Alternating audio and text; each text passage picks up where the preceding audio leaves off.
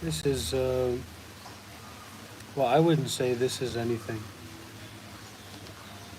but not I saying that this is getting sober. This is going into rehab.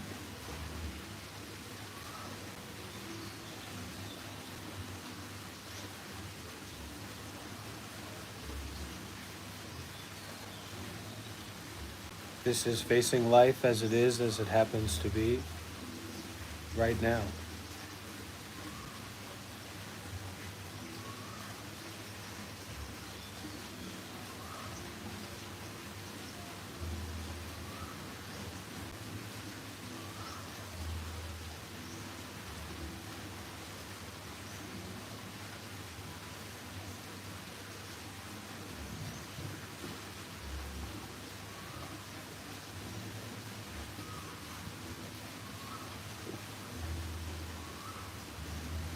Seems like it's just one life. Seems again, seemingly, because I've thought about this many times. Seems just like it's just one life over and over again, and then noticing this life, and then, here I am again noticing this life. But what the Buddha says is that there are many lives, and that there is not a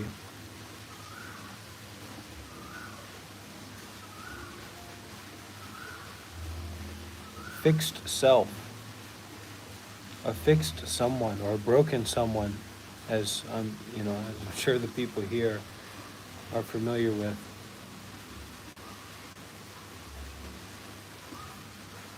But that self, that someone, broken or not, is not actually there.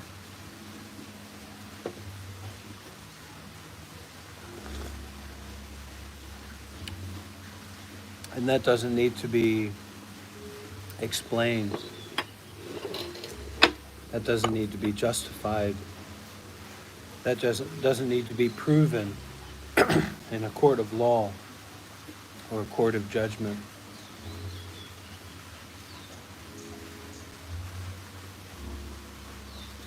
It's just something that is seen or not seen.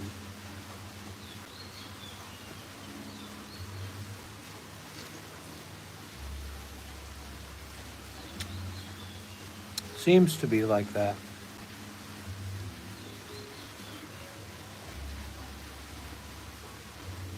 Seeing without someone.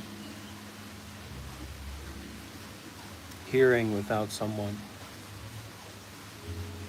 Or something, for that matter.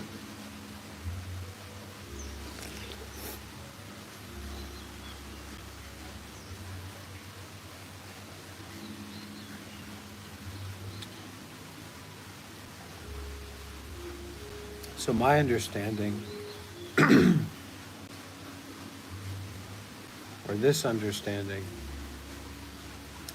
is that all of the yoga, all of the mantras, all of the techniques and diets and rehabs and transitions and all this work that we that's offered on the spiritual path is to facilitate seeing without someone.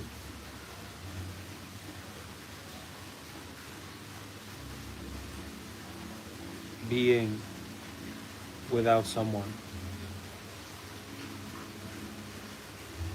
Even the Buddha, there's many stories of the Buddha, and it's said that the Buddha was free from suffering, but with conditions, kind of like a contract. You can have what you want, you can eat that pie, but there are conditions that go along with it. And so the Buddha, this fully enlightened being, when the Buddha was alive, still had a body. So there was pain. And the Buddha also still had a mind. So the man, I'm sure, hurt as well. Emotions, feeling of loss. But the difference is when we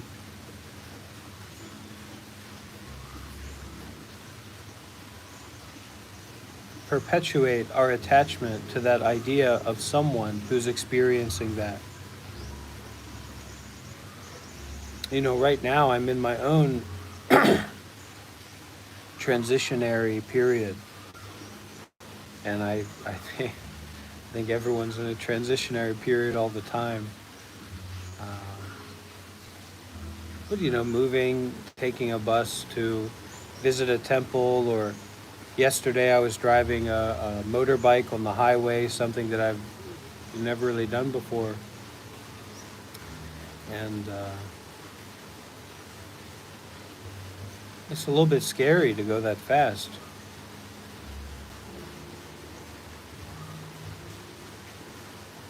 And in life, when encountering the wibble wobbles of a fast motorbike on the highway, there is a space to stop. There's a space to get off the bike. And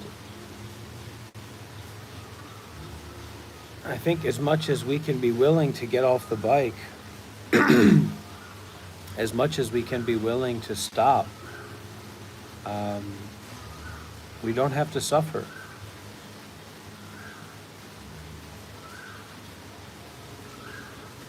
And yeah, it might be hot, it might be cold, it might be day, it might be night, there might be this and that problem going on. But if you can stop,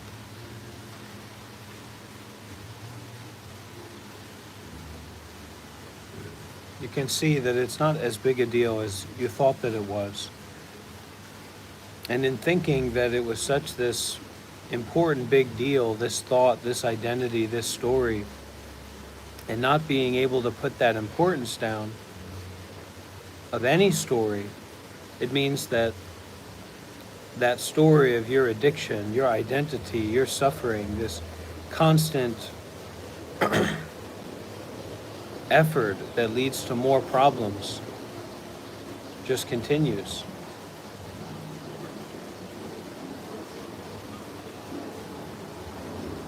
So this stopping, or this rehabilitation, this rehab program of stopping and seeing, stopping and hearing, stopping and being, it's not that it fixes all the problems of life, but that it offers space to those problems. And the more space that we have,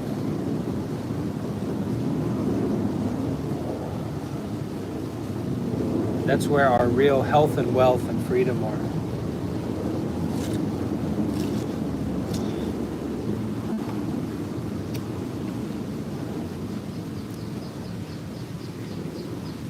It's a nice idea.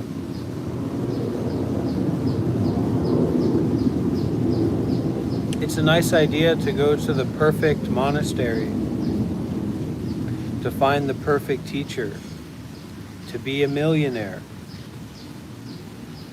to be independently wealthy, to do what you want. Yeah, it's a nice idea, but that's all that it is, just an idea. And if you're spending all your energy trying to get something nice or trying to be nice, you're going to miss out on nature. You're going to miss out on reality, which isn't about being mean or nice. Reality is full of space, or rather, reality is full of the space of non-discrimination.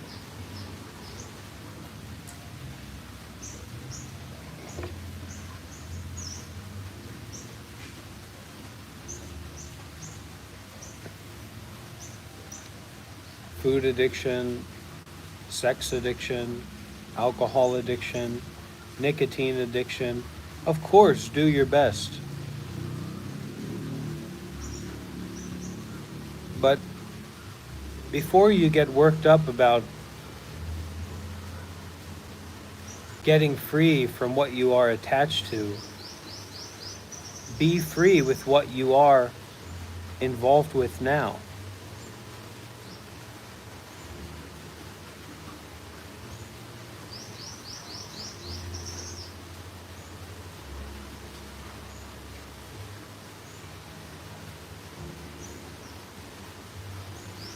And if you can be involved with basically nothing, as far as you know, as far as you can know, or if you can be involved with just sitting and just smoking a cigarette, or just seeing, or just breathing, or just hearing, just seeing falling, just seeing movement, let it be.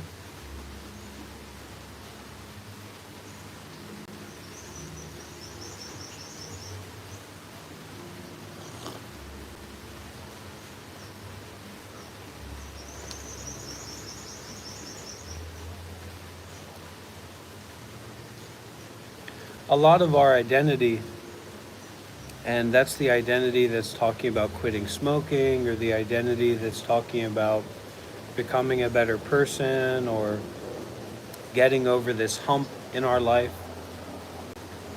is mainly concerned with attachment to the body. So that identity is based on what happens to the body. Maybe a hope about what happens to the body, or a fear about what happens to the body. Well, let me tell you what's going to happen to the body. The same thing that happened to the body before you were born. Dissolution.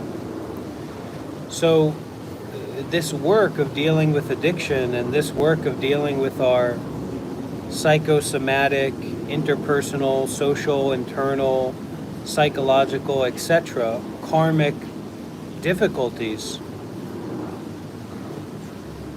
it's really about being open to dissolution. It's not about getting what we want. It's not about getting this result.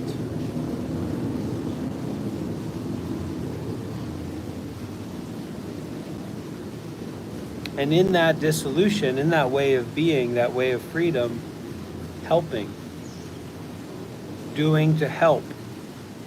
We can't fully ascertain a lot of our intentions. It's difficult to know the mind in a very deep way. So being grounded in that state, or that practice, if you will, of just breathing, of just seeing, of just hearing, and from that, this openness to helping is very, very important. It's very, very important. And if we are so fixated on, well, how am I going to get over there? How, because I'm very, I have a lot of affinity or connection to like Buddhist temples and practice centers, and I, in my heart is like always pulling me towards, this community, some kind of idealistic community situation where, after I have a watermelon and a coffee, I can go play with the children, or play with the puppies or dogs, or plant something, or do something that comes from the heart, comes from meaning, right? Or be together with community. If I'm so fixated on that, and I'm so worried about, well, I've got limited resources and this variable and that variable, and well, what if I go there and it doesn't go the way that I'd like it to go? All of the value in the access to dissolution of self in present moment experiencing is given away. And it's not given away as a generosity, it's kind of revoked. So don't revoke this good chance. With all the tension, with all the awareness, with all of the pull and push, and just, this body full of shit and blood that it is, and this head, full of really mostly empty, mostly nothing, but sometimes full of all kinds of nonsense, especially when we don't have respect and we don't have reverence and we don't know how to look to someone as an example. Then our own head, our own bullshit machine is just always, always, always. Just like how we don't know how to look to falling as an example, to falling as a reality, as a reflection of disillusion.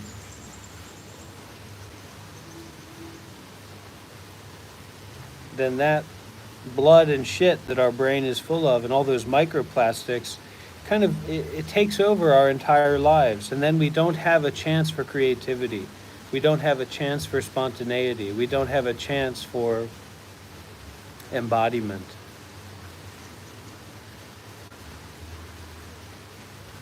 So this is taking back the chance. This is holding off on the revocation stamp.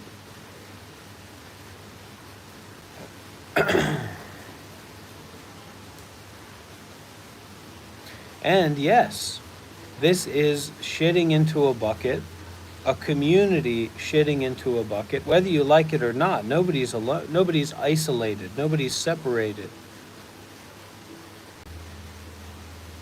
Peeing and pooping into a bucket, and then, when you're dealing with your own practice and with your own life, you're the one who has to go into that bucket barehanded, mix up all of that communal feces and urine and goodness gracious knows what, and process that into the soil.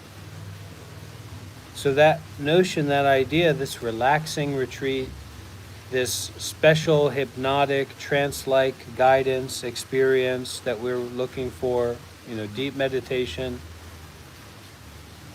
that's a distraction from the work of making space with shit and piss.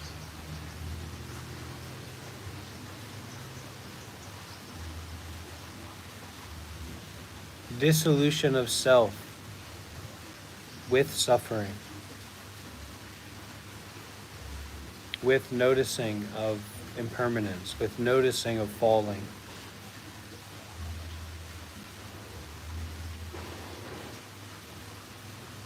With noticing of changing. Not just changing of how high you are, how much pleasure you've got shooting through you and how much pleasantness you have shooting through you, but how much unpleasantness is noticed, and the sensations in the body, really, the tensions, the squeezing, the pushing, the pulling, the hardness, the softness, the bones.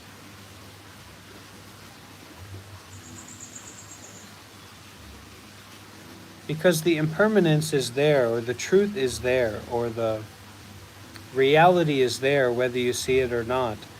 So instead of fixating on you seeing it, instead of fixating on you becoming enlightened or you developing, just look at it.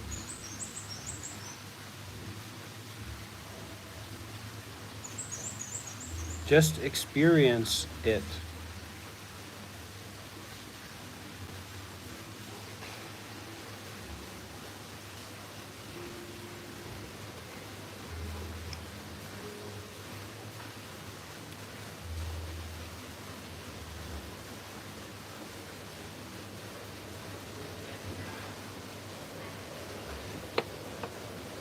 If even the Buddha had to deal with food poisoning, that's how the Buddha died. You can imagine being a 80-year-old spiritual leader, world leader, dying from food poisoning.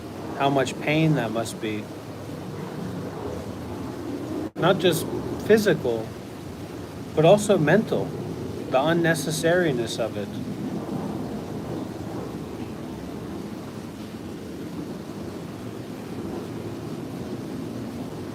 So we also have to be open to that loss. We have to be open to losing. And we have to be open to understanding that the path of our true development, or the path of being free, the path of waking up to reality, to truth, whatever truth is now. And if the Buddha had to deal with food poisoning at the end of his life and die from food poisoning, we have to be a little bit more gritty when it comes to facing the shittiness, the sufferingness of just being. But when you're so consumed and worked up and involved in all of these plans and thoughts and confusions and dreams, there's not much space for being. That means there's not much space for understanding directly the experience of the body, the experience of the mind, and the experience of nothing in particular.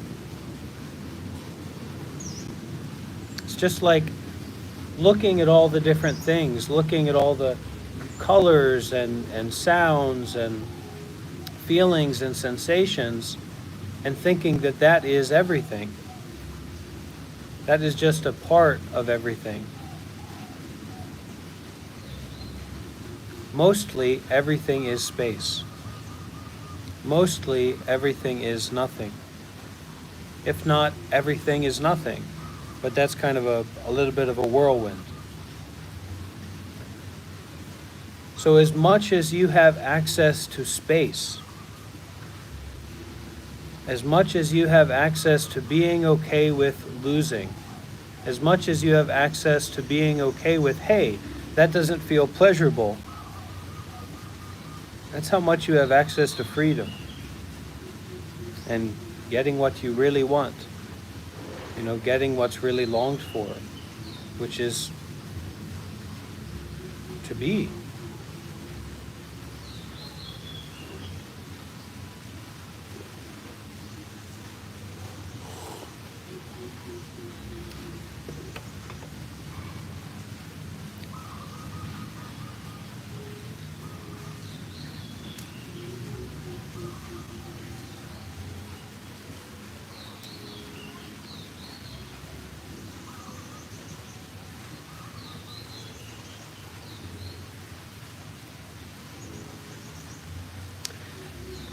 So pain is a kind of unpleasant experience, right? So I think that there can be unpleasant mental or physical experiences as much as you're engaged with the world. And the Buddha was engaged with the world.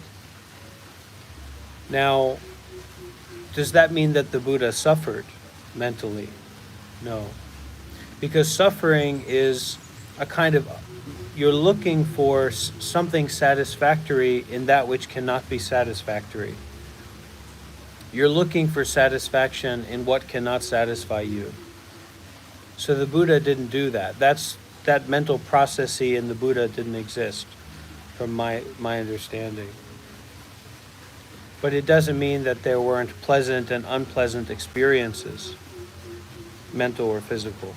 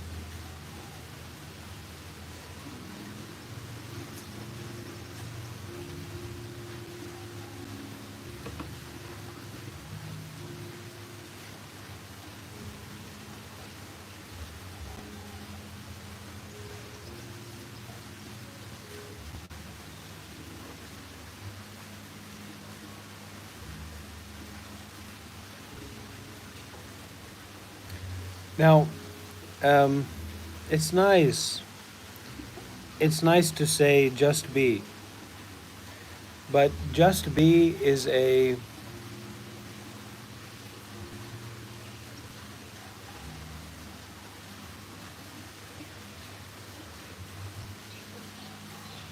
kind of like a higher invitation. If you put your spiritual practice into just be, you're not going to get anywhere, which is good.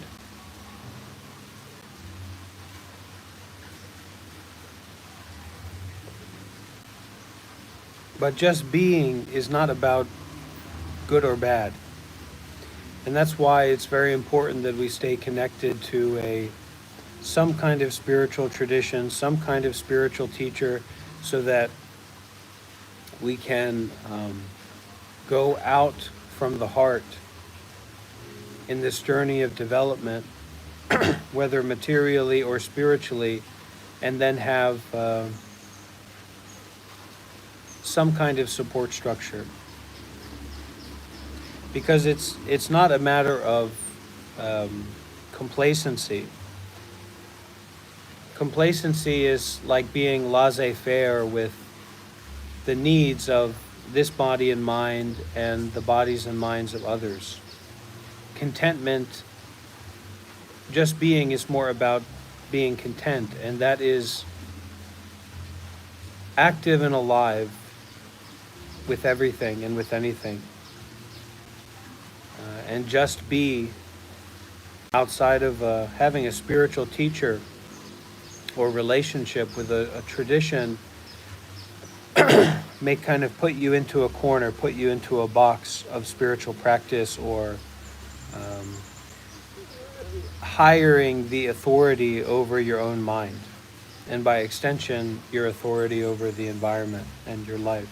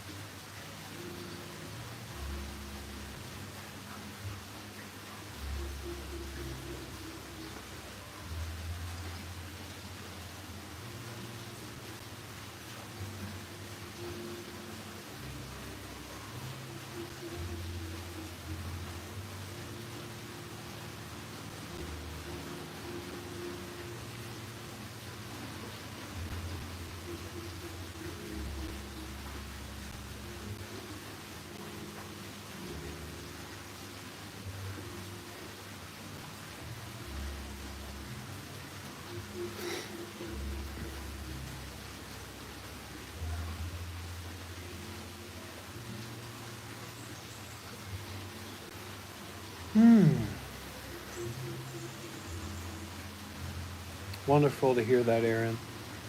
You know, I got my start in spirituality with Native American spiritual tradition in California.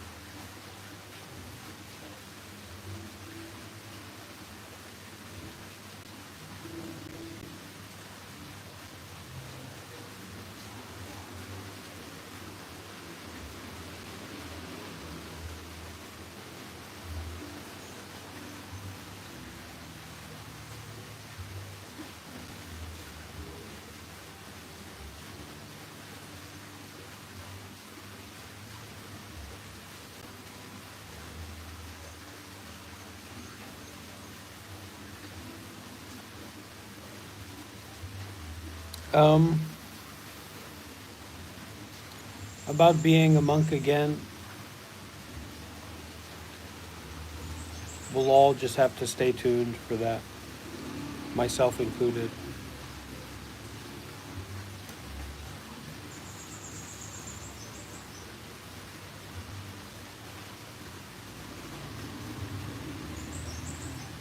The sound itself can be enough.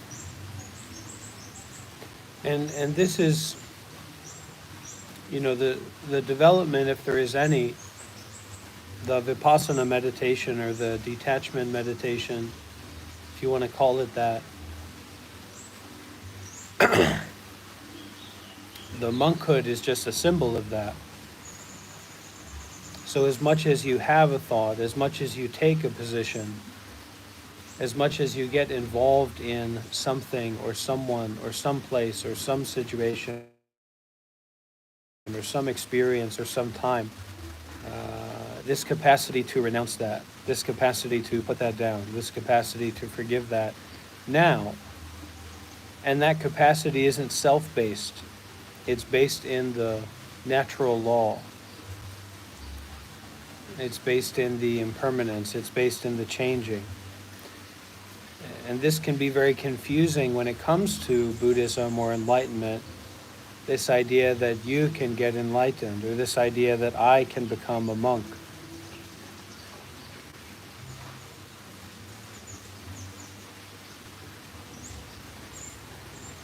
It's only true in the sense that a movie is true, or a story is true.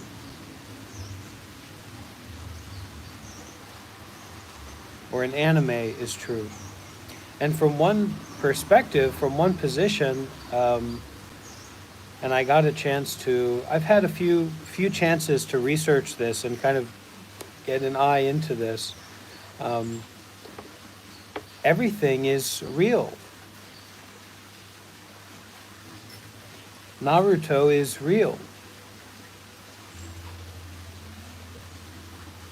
But that's not really the point. The point is to abandon what you get involved with now. And through that insight of abandoning, through that insight of releasing, you have this kind of individuated independence that's not particularly conditional. Still conditional. Even the Buddha, still conditional, having a body. But it's more workable, it's more creative, it's more contemplative, it's more open. There's more possibilities.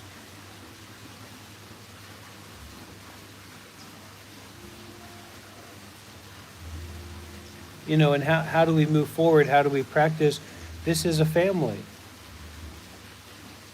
This is a community now, whether you like it or not, together with everything.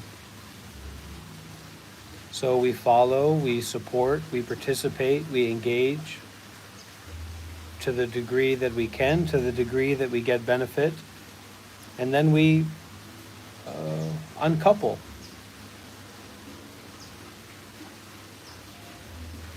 We go our own way. But there's no push to follow. There's no push to uncouple.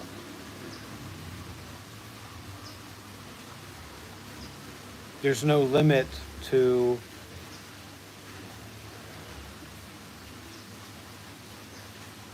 what this is or what this can be.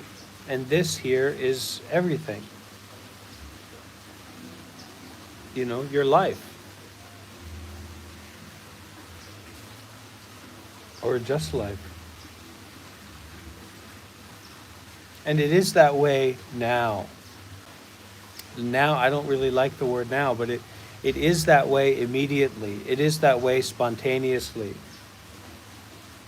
It is that way viscerally. In the same way that a dog attacks a bird.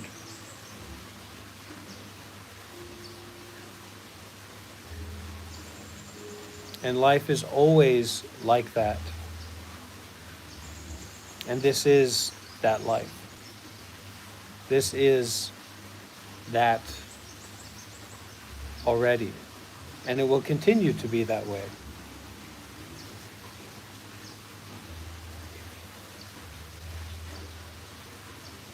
And where does that go? Well, let's support it. And let's allow it to go in a way of non-contrivance.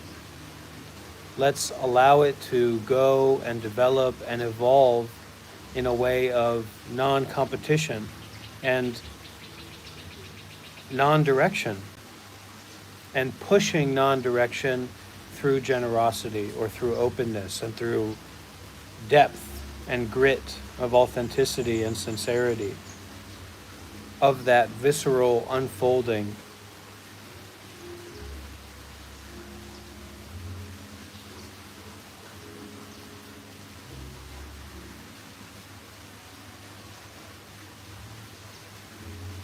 And when we recognize, when we experience, this is a refuge point. This is a refuge place. Don't ever cheat yourself. Don't ever misdirect yourself on that. Take refuge in what is already and unfold through and from that. And have gratitude and have sincerity is more like the evolution of seriousness. So first we have to be serious. Otherwise, it's like we're in a whirlpool of cognitive dissonance. Like we are in a whirlpool of misanthropy. What is misanthropy? Anybody know? Let's see.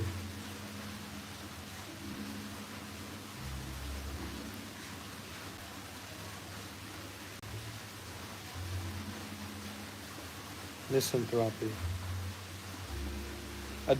Yeah. Well, a feeling of dislike, distrust of humanity, sure. Yeah. And we have to be serious about the positive elements and aspects of humanity, of humanness, of community, before sincerity is really accessible to us. Otherwise, our sincerity will be a kind of misplaced confidence.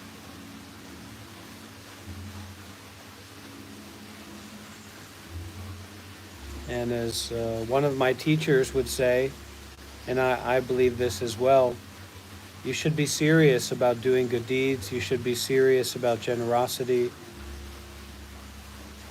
You should be serious about being mindful, concerned with this path.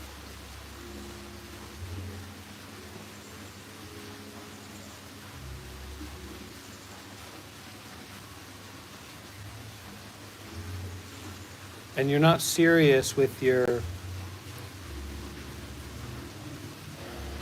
appreciation, you're serious with what you sacrifice, what you give, what you offer.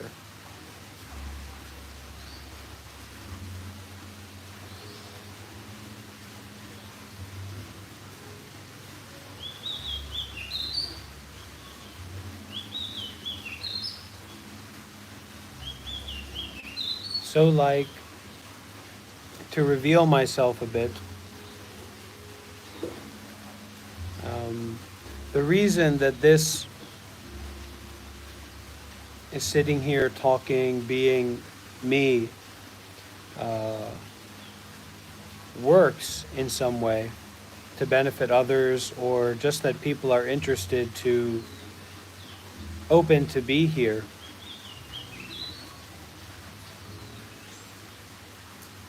is because I've gone to hell and back multiple times, willingly. And I've confronted and experienced my ego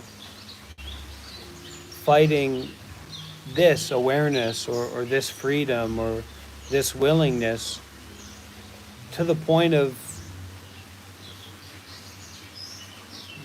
complete desperation. And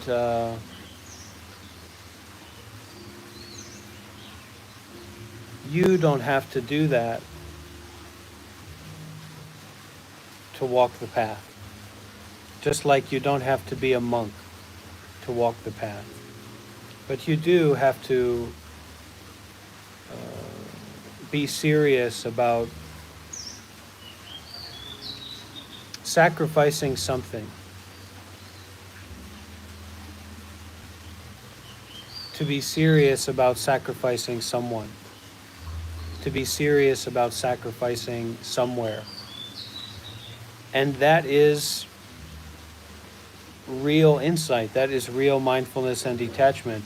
And as you're working yourself towards that, affiliate yourself with real Dhamma teachers, affiliate yourself with real spiritual communities as best as you know, by being generous, by serving, by volunteering, by showing up there, by being involved. It doesn't have to have anything to do with anything that I say, but it does have to do in particular with something that you experience and you connect to and you feel that is alive and that you can have a part of. And you have to give yourself to that in some way.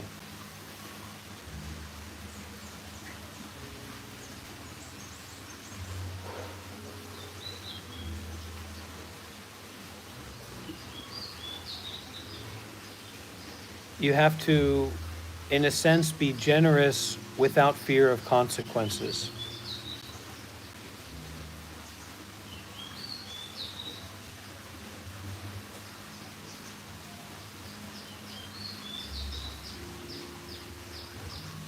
And that is like the path opener. Generosity without fear of consequences. You know, and of course, be balanced. Otherwise, you'll go into a really difficult situation. But we learn from those as well.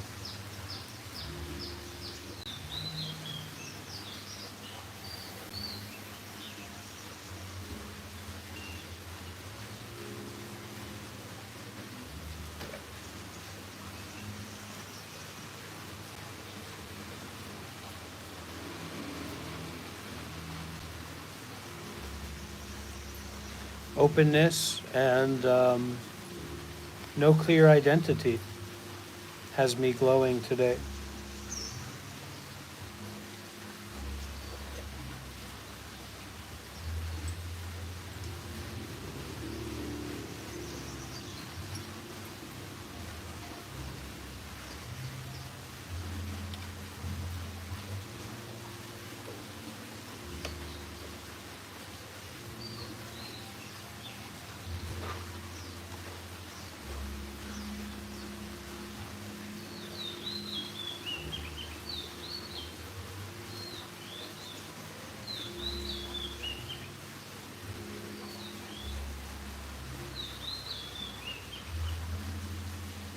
Well, this is kind of the thing.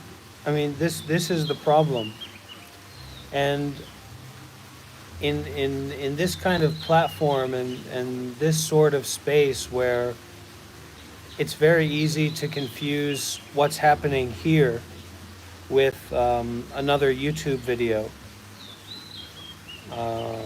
something that you're consuming.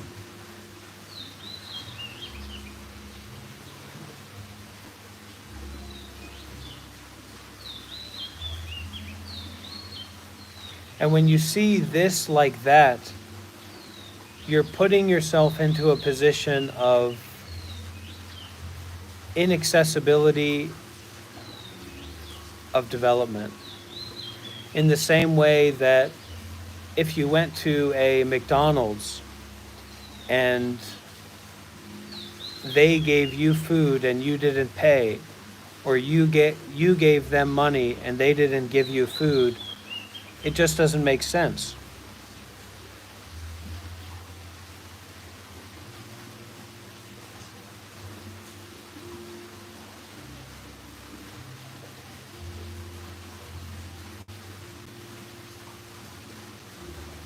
It's like going to live in a community and eating the food and sleeping in the shelter and enjoying the environment and giving nothing. And then questioning what it's all about. We find out what this is all about by giving in some way.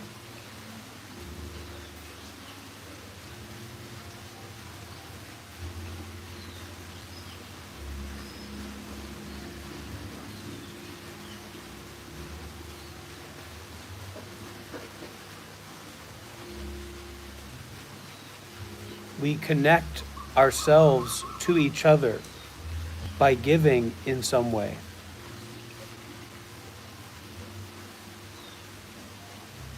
And if you're only receiving, you're a consumer. You're you're in a state of degeneracy.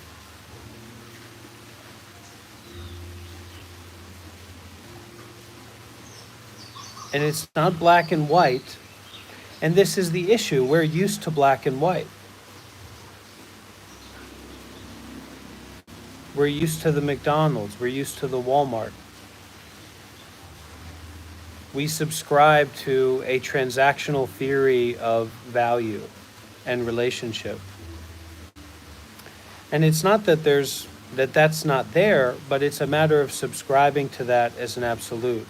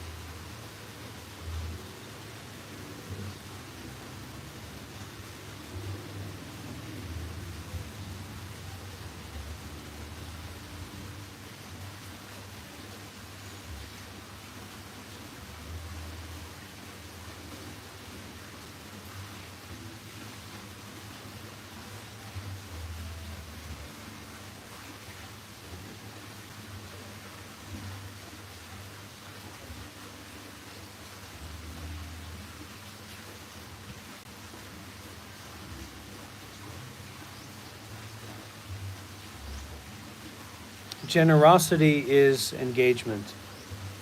Consumption is complacency.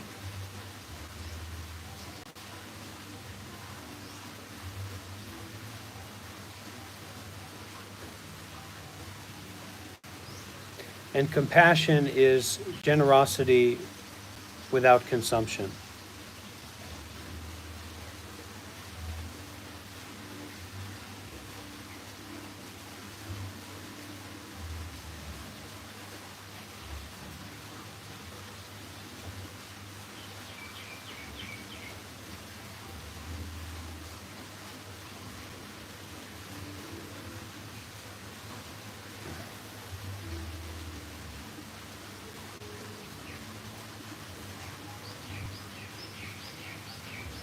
These kinds of teachings and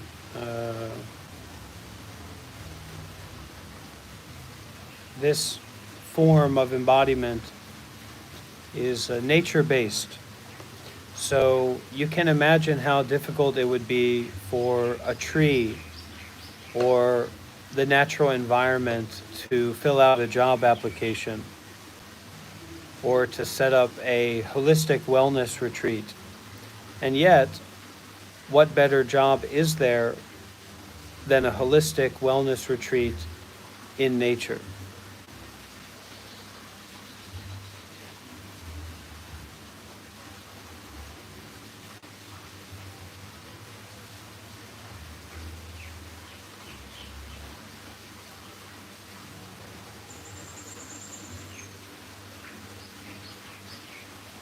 And that's a Dharma door.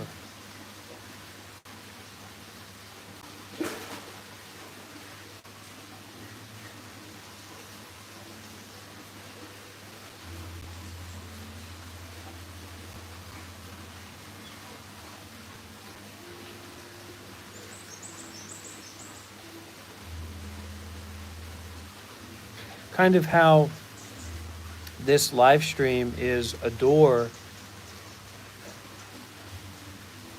to the mind. And the importance of the giving or the generosity and the self-sacrifice is that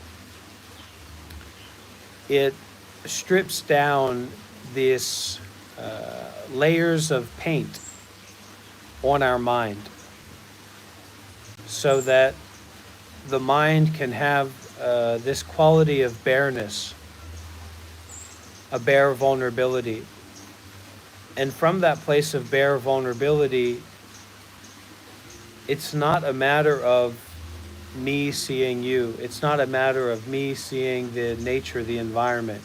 It's not a matter of you tuning in for a bit to listen to some ideas or some concepts that, this guy is sharing who used to be a monk. It's a mind-to-mind experience. And it's profound as giving birth. It's as profound as being birthed. It's profound as attending to someone dying. It's profound as being attended to while dying. And this self-sacrifice is like a lacquer, a paint-thinning lacquer.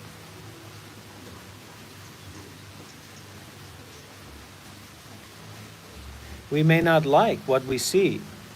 We may not like what we experience, but this isn't about liking. And this isn't about understanding anything. This isn't about understanding anyone at all. And I'll do my best with that. And it's not about other people's opinions or positions or perspectives or views. It's not about my view. It's just like how your house isn't about the carpenter who built it. Who cares? And that who cares is not a matter of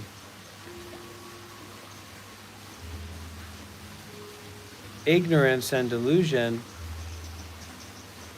It's just living your life practically.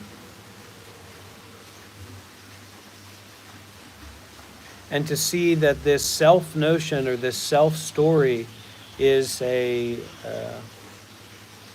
shadow in a mirror of the universe, or the oceanic reflection of the unbounded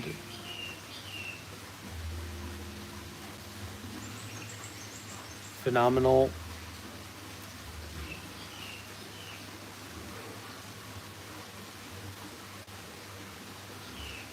direct experience.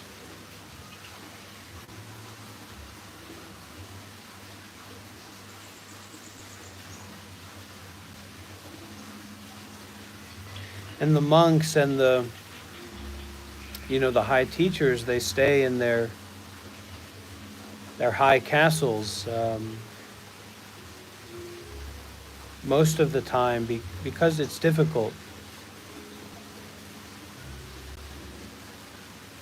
And I went to meet some here may know about Martin Piedamo. You can look him up on YouTube. But I just went to go and meet him yesterday, and he was telling me how it was really insightful. As a great meditation master, I recommend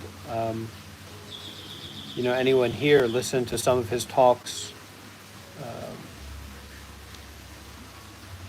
But he was saying about teaching, and he said, because I was asking him, I was a monk for 7 years, and now I'm here in Thailand, and I'm not really sure what I'm going to do. And he gave me some advice and asked me what I like. I said I love working with the children and that I love teaching the Dhamma. I love working with people in that way.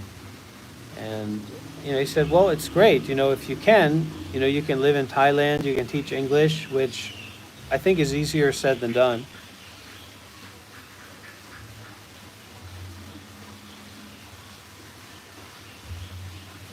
But about teaching, he said, you have to be really careful about teaching the Dhamma. that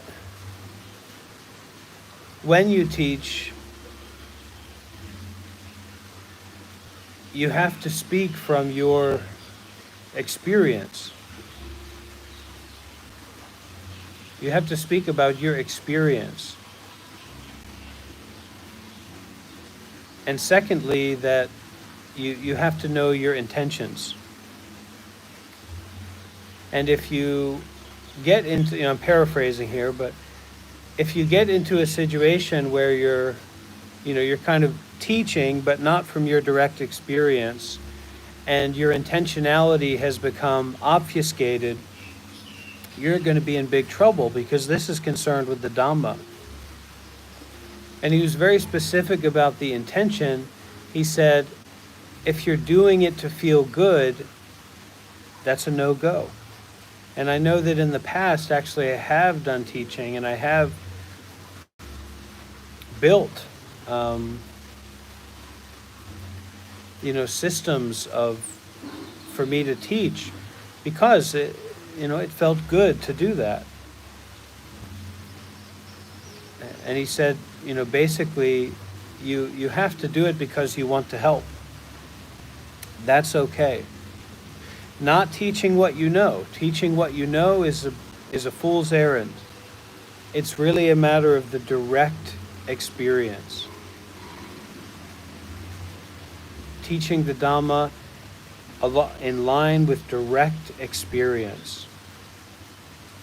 The Buddha Dhamma is to come and see for oneself. And that was really important for me to hear that.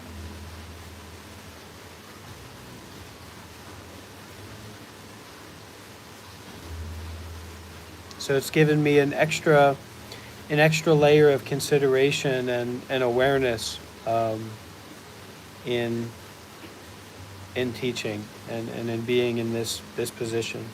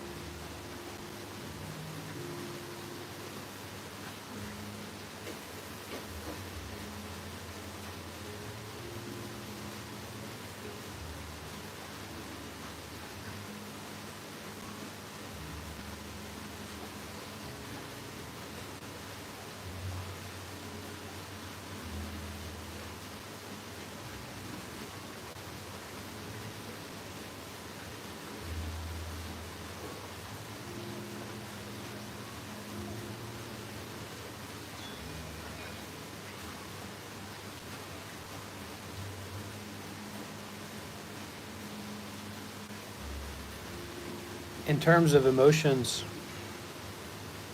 I don't think it's a good idea to try and control emotions. It's like trying to control water.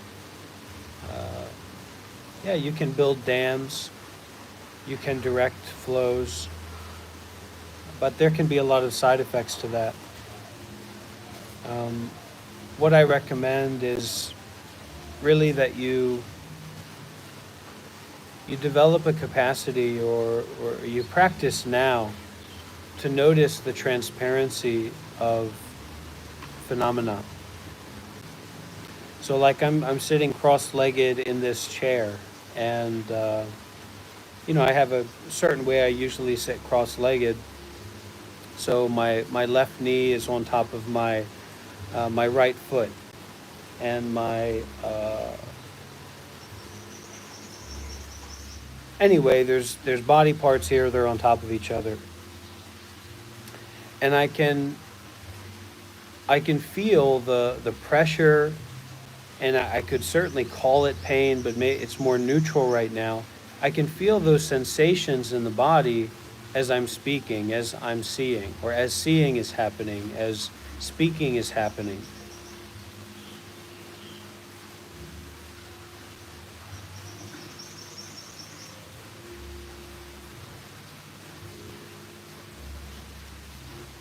And instead of feeling like I need to control that, or feeling like I need to understand that, there is a transparency, or there's a see-throughness of that experience, in that experience already. And in settling back and settling the world, the mind world, the physical world, and settling my involvement with trying to control everything,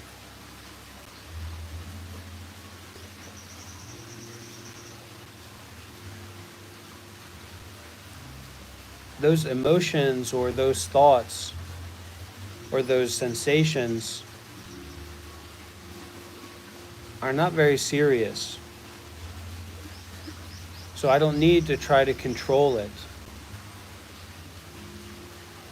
But I can practice that, not needing to try to control it, because I'm settling back from that, in the midst of that.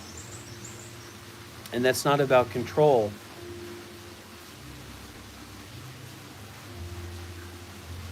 It's not even about managing. It's about just being with what's happening right now as it already is, and the willingness to do that. Get used to not being sure. Get used to not understanding. Get used to having no position of authority over the mind or the body. Because that is the position of anatta, the position of no self, necessitates the self having no authority over anything or anyone or any experience or any situation. These are esoteric teachings. Like for me, I've been on this path for more than 10 years. And as I've spoken about many times, I was a hard case. And I go through a lot of hard cases. It means really deep psychological, emotional, and social work that I confront and deal with. Multicultural, all around the world, a lot of different people with serious issues, elderly, children, people with disabilities, people with addiction, etc. So I have a lot of experience, and I've trained with, as far as I know, some of the highest wisdom-based meditation masters in the world, and I've gotten some really, supportive.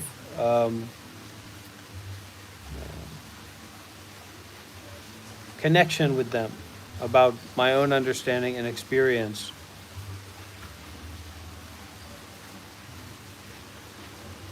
And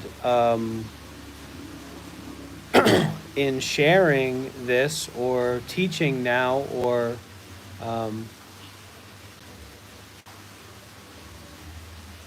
being here, in public on this platform,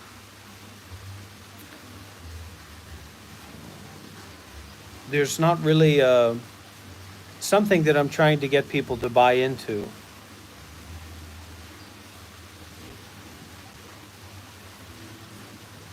So these kinds of teachings are,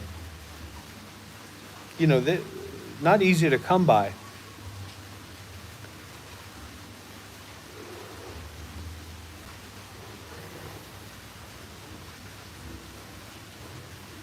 So you should be very careful. And this platform and these kinds of teachings are for people who are generous, for people who are serious about virtue, about being good people, and people who are serious about, are concerned with enlightenment, concerned with wisdom, concerned with the nature of reality. And that means that a lot of people are going to show up here and have a very vague and kind of misinterpreted basis of perception, maybe about me or the teachings or what's going on here. So, how can you deal with that? Well, you can deal with that by being really careful and really generous about where you spend your time. So don't spend your time when it comes to the Dhamma or when it comes to things in this realm loosely.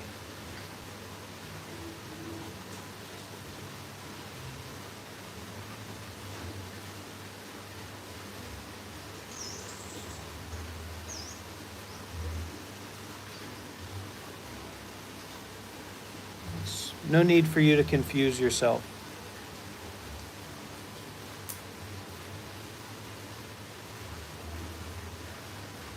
So I don't, of course, everybody likes to have a little bit of smoke blown up their bum. Everybody likes to feel good and be praised and have a high status or whatever. And I'm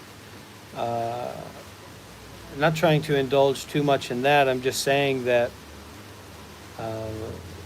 these kinds of teachings are based in a depth of experience and on a prioritization of the three marks of existence or reality according to the Buddha. And this is not your everyday yoga class, let's say it that way, for better or for worse. And you should be aware of that in how you listen, how you show up here, how you practice with what you receive here. Because this teaching is not about explaining something to someone.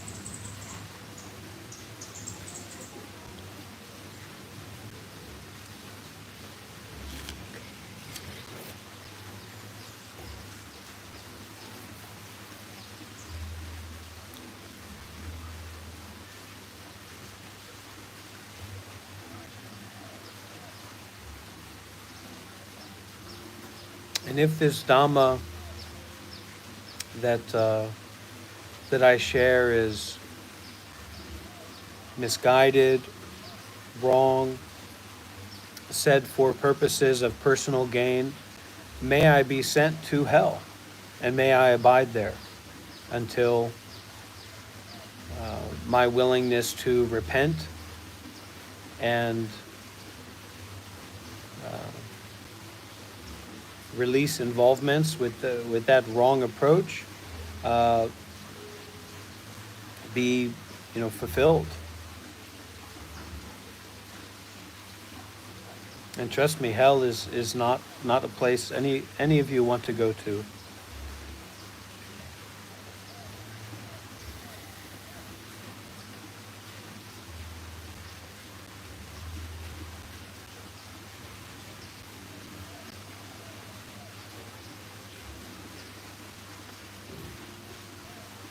And then in the midst of that contrivance, conflagration of identity and questions and responses, and the conflagration of all different elements coming together and entangling and involving and confiscating, right? There's all this big tangle, this life that we find ourselves in, right? In this situation with all these people here, and me and my life, and or just you in your life with your responsibilities, with your relationships, with your job, etc., and how all of that comes to a head, and there you are, in that to stop. In that to stop. In that to stop and see. To stop and hear. To stop and feel. And to be open to that.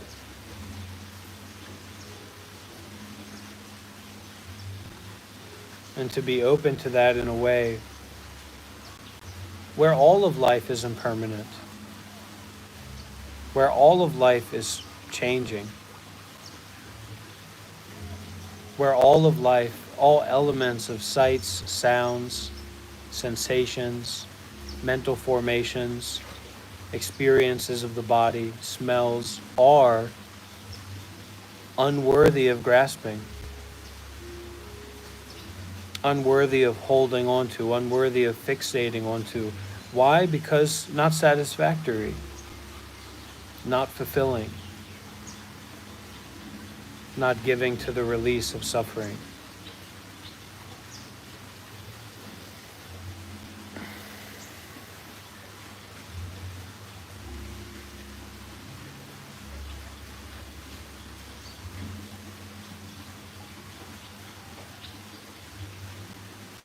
When the anger, the frustration arises, to stop. When the greed arises, always wanting more, to stop. Now, spontaneously.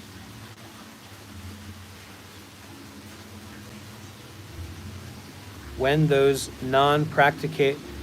when that cloud of delusion, when that cloud of difficult thinking reaches the storm point,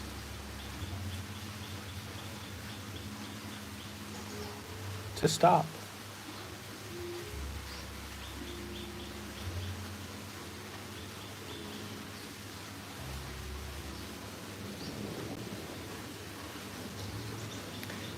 Let's finish together with a little practice of repentance.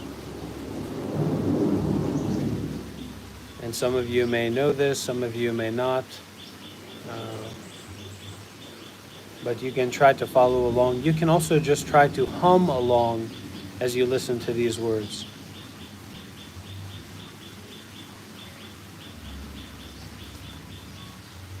Oh,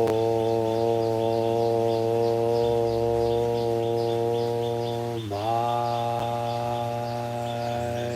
ancient, twisted karma, born of beginningless greed, hate, and delusion, formed of body, speech, and mind. I now fully atone. So that is all my ancient twisted karma, all of the actions, intentional actions that I've done that have arisen out of the body, the mind, the verbal actions that have been formed of beginningless, non-personal greediness, anger, delusion. I now fully atone, which means to come back to stopping.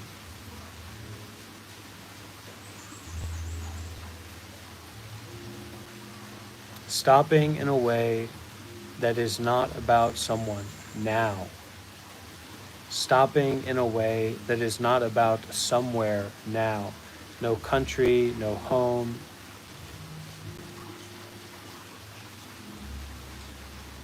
So 2 more times, okay, to finish. All my ancient twisted karma, born of beginningless greed, hate, and delusion, formed of body, speech, and mind. I now fully atone.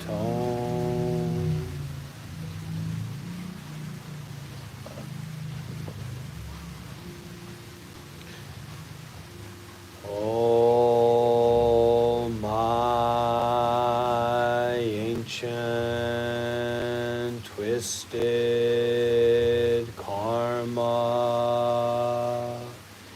born of beginningless greed, hate, and delusion, formed of body, speech, and mind. I now fully atone. Gratitude. Be well on the path. See you soon.